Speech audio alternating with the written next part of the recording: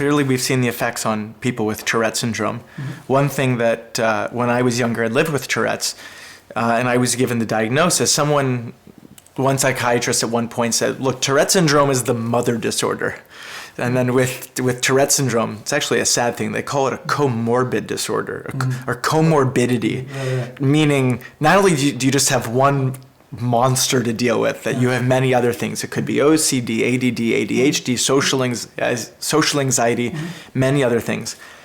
If this is just hypothetical, but if you've seen these results and you have an understanding of what these tools can do with Tourette syndrome, what do you hypothesize is possible for other neurological disorders, psychiatric disorders, other things that are in that wheelhouse? Because I know we've also have seen results with OCD as well.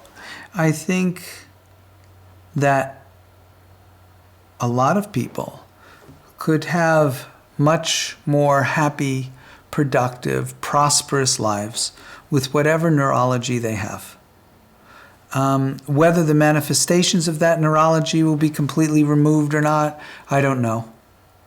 I know that someone who is in the worst of circumstances, they're strapped down and being tortured to death.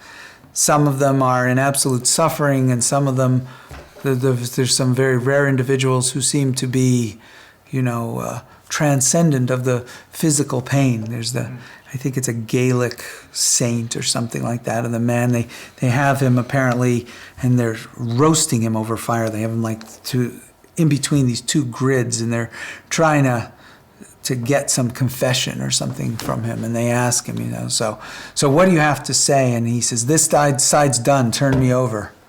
That sort of a thing.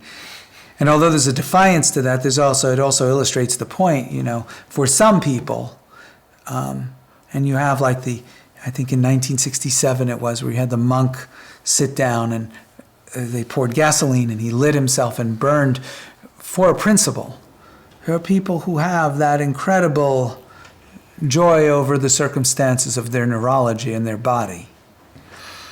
To develop a higher state of joy and a higher state of self-awareness, that's a great way to go. Even if someone has some incredibly rough neurology, they can't, and I don't know, there are certainly physical things in the world that may not be able to be changed, at least in our lifetimes. But what I do believe is, with people, for many, many people, we can help them experience more joy. So this whole coterie of comorbid conditions or whatever, we have evidence that a lot of those conditions, those measurables, can go away. We also have evidence that even if those measurables can't go away, the person that has no arms and no legs, we're not going to make that condition go away.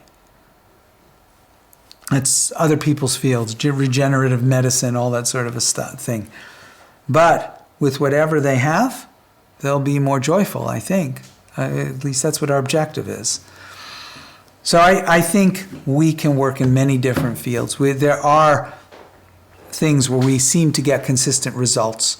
We haven't measured them as tightly as Tourette's, and it's not as specific a thing. But all of those things, although useful and practical, are secondary to people having a greater sense of joy.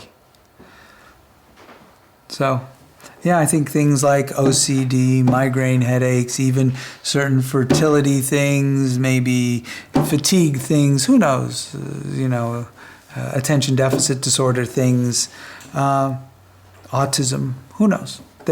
We may have some positive effects on those things. But ideally, even if we don't have positive effects on the effects themselves, that the person experiences their life more deeply and with more joy. I do share that with people, whether it's someone with Tourette syndrome or someone of a related thing comes to me and says, hey, well, can you help me get rid of this? I say, look, I don't know if the course or the tools can ultimately help you get rid of the tics. And this is actually what I say to the participants, before they come. I say, even if your tics don't go down, we can help you change your experience of the tics, right, and your joy, or just how you feel about yourself, which I think in the end, yes, is more important, ultimately. In the end, I know it's going to be trite, but I really believe it. I think in doing that, we leave the world a better place before we do it. And when we, whether, as an organization, we come or go, stay for a long time or we disappear, I like to think that our work, that we leave the world better than the way we find it, the way we come to it. So we want to touch people's lives in that way. And it's, we have our failures and we have our bad failures. But for the most part, and with our anonymous surveys, it really seems to be a real preponderance of I am looking at it, the anonymous surveys, and looking at what they say they experience with our product anonymously, what we do. I'm overjoyed. It's better than I expected. I couldn't want it to be that good. And do we have people that don't like what we do? Absolutely. I would say it's about 1 out of 20, 1 out of 30 who really don't have a good experience with us. And we fail. A lot of times it has nothing to do with them. A lot of times we just screw up, fail, do something, and we try to be better. And those are the reports that we get that we value the most because they allow us to be self-critical and try to be better. But I also do believe no matter how good we think our product is, there'll always be people that it just won't be for, Not all people like vanilla. Not all people like vanilla or chocolate, So I think we're vanilla. I think we're strong vanilla, whatever that is. I don't know, or peanut butter maybe. So there will always be people who, no fault of theirs. Sometimes there's maybe their fault. Certainly a lot of times it's our fault that they don't like us. But then there are certainly times where there's just no fit. Both of us are really doing well. We just don't do well together.